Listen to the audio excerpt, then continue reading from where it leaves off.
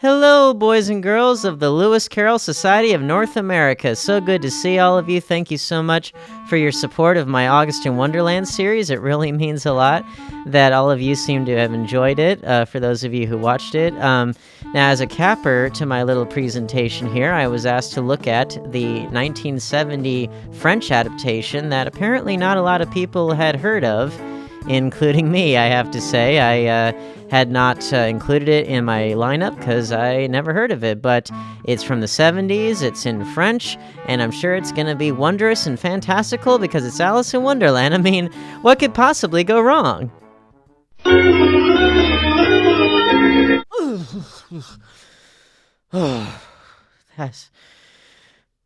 Did I just watch a movie, or did I just have a complete and utter freak out? I mean, get it together.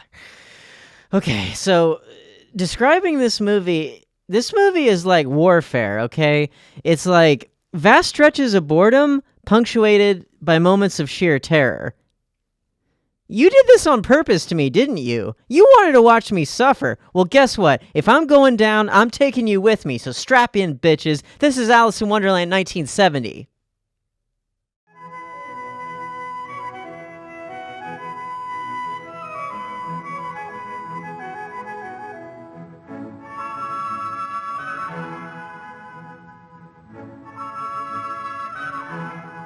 So, where do I even start reviewing this thing? Normally, this is where I'd give you some background information on the film, such as its place in film history, historical context, all that good stuff.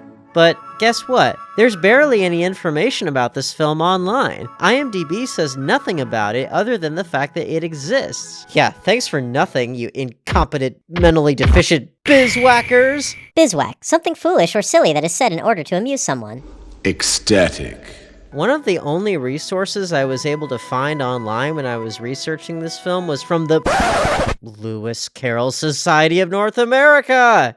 I knew it! You did this on purpose, you rat bastards! You knew that 31 days of Alice in Wonderland adaptations just wasn't enough to make me completely crack, so you made me review this movie to help finish the job! Oh, this movie's gonna be the end of me. Okay, so from what little information I could gather, the 1970 version was a made-for-TV movie that aired on French television and made extensive use of then uncommon blue-screen compositing technology. I did manage to get my hands on a behind-the-scenes documentary, but it's entirely in French with no subtitles. Great. So I guess I'll just have to assess the film as is. So the first and most obvious thing about this version is how there aren't any practical sets whatsoever. Everything is shot against a blue screen. Nowadays, it's common for movies and TV shows to shoot in almost entirely virtual environments, from George Lucas to James Cameron and all the way up to the current MCU. But I can't think of anything from 1970 that used early compositing technology this extensively, and certainly not on television. Kudos to director Jean-Christophe Averty for being such a pioneer. That being said though, yeah, I'm from the old school camp that says that shooting on a physical set is generally a better idea. Compositing tends to age poorly no matter how good it is at the time, and we've seen adaptation after adaptation that managed to create dazzling depictions of Wonderland without needing any compositing effects at all. What this creative choice ends up doing is two things. On the one hand, it manages to create a version of Wonderland in which anything can happen, and visually abstract concepts can be realized more fully than they otherwise could have been at the time. On the other hand, not 1 second of the running time makes you feel fully enmeshed in the world that the film is trying to create. You're always aware you're watching something that was shot in a studio, which it was. Looking at them today, these effects look like something you'd find in the Cheshire Cat's litter box. They are actually about on par with the garbage effects that we saw in the 1986 BBC version that came out 16 years later, so that's even more points that we have to deduct from that version. Another artistic choice that mostly works against the film is the surreality of the backgrounds. Despite them looking extremely fake, most of them look like early 70s Sesame Street, which is cool in a retro sort of way, but some of these backgrounds are almost unwatchable, like this one in the caucus race scene. Meilleure façon d'expliquer ce qu'est une course à la comitarde, c'est de la faire. Tout d'abord, il faut tracer la piste de la course en forme de cercle.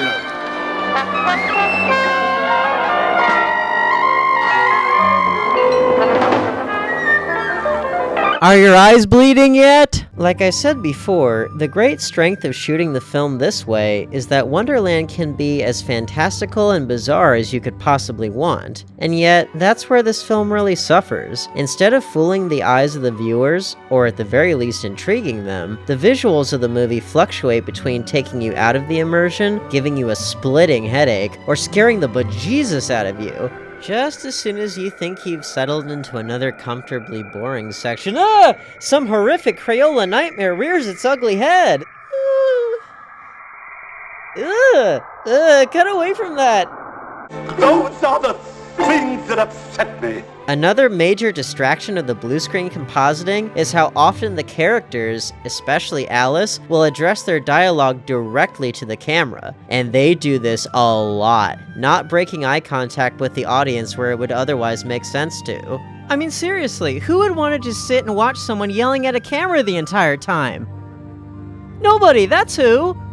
Now, I haven't really discussed the actual adaptation of the story of Alice in Wonderland yet. Well, it's pretty standard in that department. On the page, nothing particularly stands out, and no major story beats are missing. It's very run-of-the-mill, but serviceable. It's ironic that the most psychedelic brain aneurysm-inducing adaptation of them all would be based on a script that's fairly rote and mundane. It'll please the Lewis Carroll purists out there, but it makes the experience extremely boring to sit through. That is, when it isn't trying to kill you from eye strain or from Stop doing that! I can't make a completely fair judgment on the acting, since it is hard to do when you don't speak the language, but from what I can tell, the performances from the actors are either overly broad or overly flat. Alice is played in this version by Marie-Veronique Morin.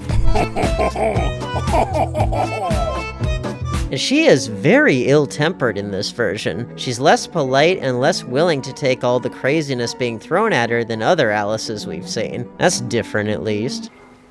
J'ai déjà vu des chats qui ne souriaient pas, mais des sourires de chat sans chat, ça jamais! One funny moment I observed was when Alice interacts with the mouse in the pool of tears. In the book, Alice speaks French to the mouse because she assumes the mouse doesn't understand English. But because this is a French language film, they had her ask the mouse a question in English instead. That's kinda clever.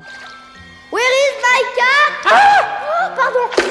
Overall, there's really not much worth salvaging from the 1970 version. While not an unfaithful adaptation, it's one of the hardest to sit through, if not the hardest. It's so dense, every single image has so many things going on. No joke, it took me about a week to get through this movie because I was suffering from both severe boredom and eye strain while trying to watch it. It's nothing if not ambitious and experimental, which Alice in Wonderland is at the end of the day, but I would think that an adaptation that's this headache-inducing would make both kids and adults stay away from the source material rather than embracing it. And isn't that counterintuitive to what an adaptation is supposed to do? And as an experience in and of itself, it's dull, it's painful to watch, and it's freaky, man!